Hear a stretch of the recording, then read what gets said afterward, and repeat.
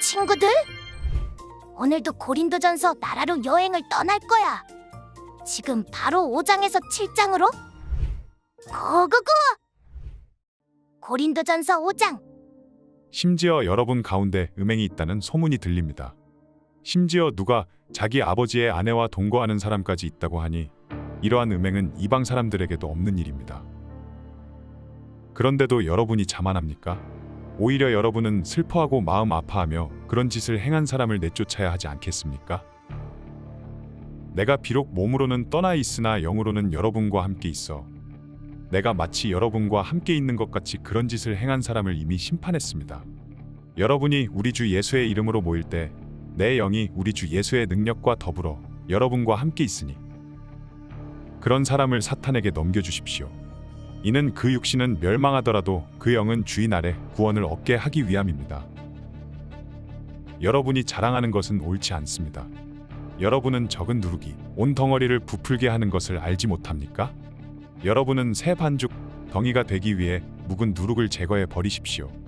우리의 유월절 양이신 그리스도께서 희생되심으로 우리가 누룩 없는 반죽이 됐기 때문입니다.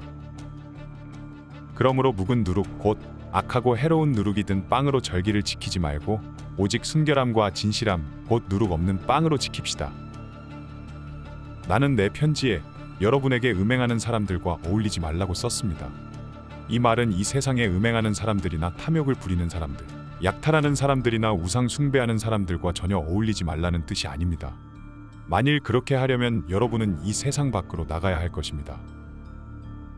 지금 내가 여러분에게 어울리지 말라고 쓴 것은 만일 형제라 불리는 어떤 사람이 음행하는 사람이거나 탐욕을 부리는 사람이거나 우상 숭배하는 사람이거나 중상모략하는 사람이거나 술꾼이거나 약탈하는 사람이면 그런 사람과는 함께 먹지도 말라는 것입니다. 교회 밖에 있는 사람들을 판단하는 것이 나와 무슨 상관이 있겠습니까? 여러분이 판단해야 할 사람은 교회 안에 있는 사람들이 아닙니까?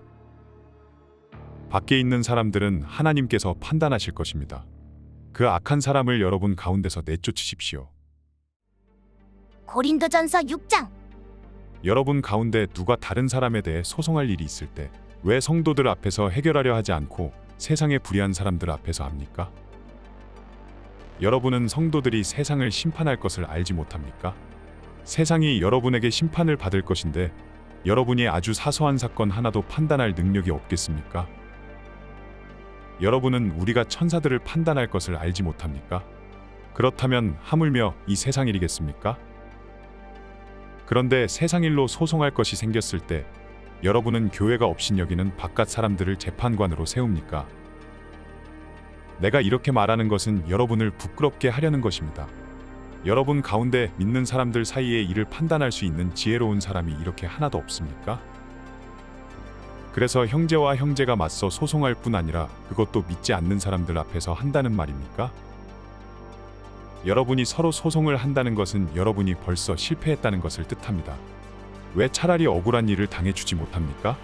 왜 차라리 속아주지 못합니까? 도리어 여러분은 불의를 행하며 속이고 있습니다. 그것도 형제들에게 그런 짓을 하고 있습니다. 여러분은 불의한 사람이 하나님 나라를 상속받지 못할 것을 알지 못합니까? 속지 마십시오. 음행하는 사람이나 우상을 숭배하는 사람이나 간음하는 사람이나 남창이나 동성연애를 하는 사람이나 도둑이나 탐욕을 부리는 사람이나 술꾼이나 남을 헐뜯는 사람이나 속임수로 남을 해롭게 하는 사람이나 약탈하는 사람은 하나님 나라를 상속받지 못할 것입니다. 여러분 가운데도 그런 사람들이 더러 있었으나 주 예수 그리스도의 이름과 우리 하나님의 성령으로 씻음을 받고 거룩해져서 의롭다 함을 받았습니다. 모든 것이 내게 허용돼 있습니다. 그러나 모든 것이 유익한 것은 아닙니다. 모든 것이 내게 허용돼 있습니다. 그러나 나는 아무 것에도 얽매이지 않겠습니다. 음식은 배를 위해 있고 배는 음식을 위해 있습니다. 그러나 하나님께서는 이것도 저것도 다 없애 버리실 것입니다. 몸은 음행을 위해 있는 것이 아니라 주를 섬기라고 있는 것이며 주께서는 우리 몸을 위해 계십니다. 하나님께서 주를 살리셨으니 또한 그 능력으로 우리도 살리실 것입니다. 여러분은 여러분의 몸이 그리스도의 몸의 한 부분인 것을 알지 못합니까? 그런데 내가 그리스도의 지체를 떼내어 창녀의 지체를 만들 수 있습니까? 결코 그럴 수 없습니다. 창녀와 연합하는 사람은 그녀와 한 몸인 것을 알지 못합니까? 말씀하시기를 둘이 한 육체가 될 것이다라고 했습니다. 그러나 주와 연합하는 사람은 영적으로 주와 하나가 됩니다. 음행을 피하십시오. 사람이 저지르는 죄마다 자기 몸 밖에 있으나 음행하는 사람은 자기 몸의 죄를 범하는 것입니다. 여러분의 몸은 성령의 전입니다. 여러분은 하나님께로부터 성령을 받아 여러분 안에 모시고 있습니다. 여러분은 자신의 몸이 자기 것이 아니라는 사실을 알지 못합니까? 하나님께서 값을 치르고 여러분을 사셨습니다. 그러므로 여러분의 몸으로 하나님께 영광을 돌리십시오. 고린도전서 7장? 이제 여러분이 써보낸 질문에 대해 말하겠습니다. 남자가 여자를 성적으로 가까이 하지 않는 것은 좋습니다. 그러나 음행에 빠지게 하는 유혹이 있기 때문에 남자마다 자기 아내를 두고 여자마다 자기 남편을 두십시오. 남편은 아내에게 남편으로서의 의무를 다하고 아내도 남편에게 그렇게 하십시오. 아내는 자기 몸을 자기 마음대로 하지 못하고 오직 남편에게 맡겨야 합니다. 이와 같이 남편도 자기 몸을 자기 마음대로 하지 못하고 오직 아내에게 맡겨야 합니다. 부부간에 서로 멀리하지 마십시오. 단 기도에 전념하기 위해 얼마 동안 떨어져 있기로 합의한 경우는 예외입니다. 그러나 그 후에는 다시 합하십시오. 이는 여러분이 절제하지 못하는 틈을 타서 사탄이 여러분을 유혹할까 염려되기 때문입니다. 지금 내가 하는 이 말은 권면이지 명령은 아닙니다. 내가 바라기는 모든 사람이 나와 같았으면 좋겠습니다. 그러나 사람마다 하나님께 받은 은사가 달라 이런 사람도 있고 저런 사람도 있습니다. 내가 결혼하지 않은 사람들과 과부들에게는 나처럼 그냥 혼자 지내는 것이 좋겠다고 말하고 싶습니다. 그러나 만일 절제할 수 없다면 결혼하십시오. 정욕으로 불타는 것보다 결혼하는 것이 낫습니다. 결혼한 사람들에게 명령합니다. 이것은 내 명령이 아니라 주의 명령입니다. 아내는 남편과 갈라서지 마십시오. 만일 갈라섰거든 재혼하지 말고 혼자 지내든지 그러지 않으려면 남편과 화해하십시오. 남편도 아내를 버리지 마십시오. 내가 나머지 사람들에게 말합니다. 이것은 내 말이지 주의 말씀은 아닙니다. 만일 어떤 형제에게 믿지 않는 아내가 있는데 그녀가 계속 그와 함께 살고 싶어 한다면 그녀를 버리지 마십시오. 또 어떤 자매에게 믿지 않는 남편이 있는데 그가 계속 그녀와 함께 살고 싶어 한다면 그를 버리지 마십시오. 믿지 않는 남편이 그 아내를 통해 거룩해지고 믿지 않는 아내가 그 남편을 통해 거룩해집니다. 그렇지 않다면 여러분의 자녀들도 깨끗하지 못할 것이나 이제 그들은 거룩합니다. 그러나 만일 믿지 않는 사람이 헤어지자고 한다면 그렇게 하게 하십시오. 이런 경우에는 형제나 자매나 얽매일 필요가 없습니다. 하나님께서는 여러분이 평화롭게 살도록 부르셨습니다. 아내여, 당신이 남편을 구원하는지 어떻게 알겠습니까? 남편이여, 당신이 아내를 구원하는지 어떻게 알겠습니까? 오직 주께서 나눠주신 은사대로 또 하나님께서 부르신 대로 살아가십시오. 내가 모든 교회에 이 같은 원칙을 제시합니다. 할례를 받은 상태에서 부르심을 받은 사람이 있습니까? 할례의 흔적을 지워 할례를 받지 않은 사람이 되려고 하지 마십시오. 할례를 받지 않은 상태에서 부르심을 받은 사람이 있습니까? 일부러 할례를 받으려고 하지 마십시오. 할례를 받았든지 안 받았든지 그것은 문제가 아닙니다. 오직 하나님의 계명을 지키는 것이 중요합니다. 각 사람은 부르심을 받은 때의 상태 그대로 머무르십시오. 당신이 종으로 있을 때 부르심을 받았습니까? 걱정하지 마십시오.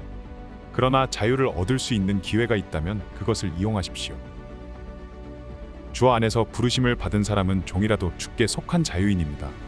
마찬가지로 자유인으로서 부르심을 받은 사람은 그리스도의 종입니다.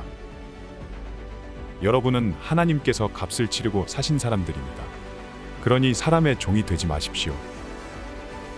형제자매들이여, 각각 부르심을 받은 그대로 하나님과 함께 거하십시오. 결혼하지 않은 사람들에 대해서는 내가 주께 받은 명령이 없으나 주의 자비하심을 힘입은 사람으로서 여러분에게 믿을 만한 의견을 제시합니다. 나는 곧 닥쳐올 환난을 생각한다면 사람이 그냥 지내는 것이 좋다고 봅니다. 당신이 아내에게 매였으면 헤어지려고 하지 마십시오. 당신이 아내에게서 놓였으면 새로 아내를 얻으려고 하지 마십시오. 그러나 당신이 결혼하더라도 죄를 짓는 것은 아닙니다. 또 처녀가 결혼하더라도 죄를 짓는 것은 아닙니다. 그러나 이런 사람들은 육신의 고난을 당하게 될 것이므로 내가 여러분을 아끼는 마음에서 이런 말을 하는 것입니다. 형제자매들이여, 내가 말하고 싶은 것은 이것입니다. 때가 얼마 남지 않았으니 이제부터 안에 있는 사람들은 없는 사람처럼 하고, 슬픈 사람들은 슬프지 않은 사람처럼 하고, 기뻐하는 사람들은 기쁘지 않은 사람처럼 하고, 물건을 사는 사람들은 그것을 가지지 않은 사람처럼 하고, 세상의 것을 사용하는 사람들은 다 사용하지 못하는 것처럼 하십시오. 이 세상의 모습은 사라져 가고 있기 때문입니다. 나는 여러분이 걱정 없이 살기를 바랍니다. 결혼하지 않은 남자는 어떻게 하면 주님을 기쁘시게 할까 하고 주의 일에 마음을 씁니다. 그러나 결혼한 남자는 어떻게 하면 자기 아내를 기쁘게 할까 하고 세상 일을 걱정하므로 마음이 나뉩니다. 남편이 없는 여자나 처녀는 주의 일을 걱정해 몸과 영을 다 거룩하게 하나, 결혼한 여자는 어떻게 하면 남편을 기쁘게 할까 해 세상 일을 걱정합니다. 내가 이것을 말하는 것은 여러분의 유익을 위한 것이지 여러분을 제한하려는 것이 아닙니다. 오히려 나는 여러분이 이치에 맞게 마음에 혼돈 없이 오직 주만 섬기도록 하려는 것입니다. 그러나 누가 만일 자기의 처녀딸을 시집 보내지 않는 것이 이치에 맞지 않는다고 생각한다면, 그리고 더구나 혼기도 지나고 마땅히 그렇게 해야 한다고 생각한다면 원하는 대로 하십시오.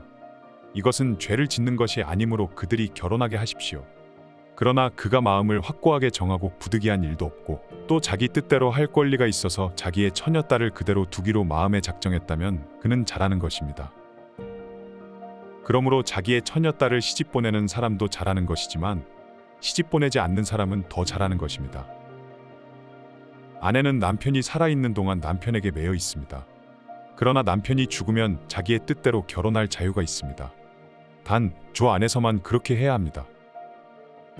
그러나 내 판단으로는 그녀가 그냥 지내는 것이 더 행복하다고 봅니다. 나에게도 하나님의 영이 계시다고 생각합니다. 수고했어, 친구들. 다음은 어떤 말씀이 우리를 기다릴까?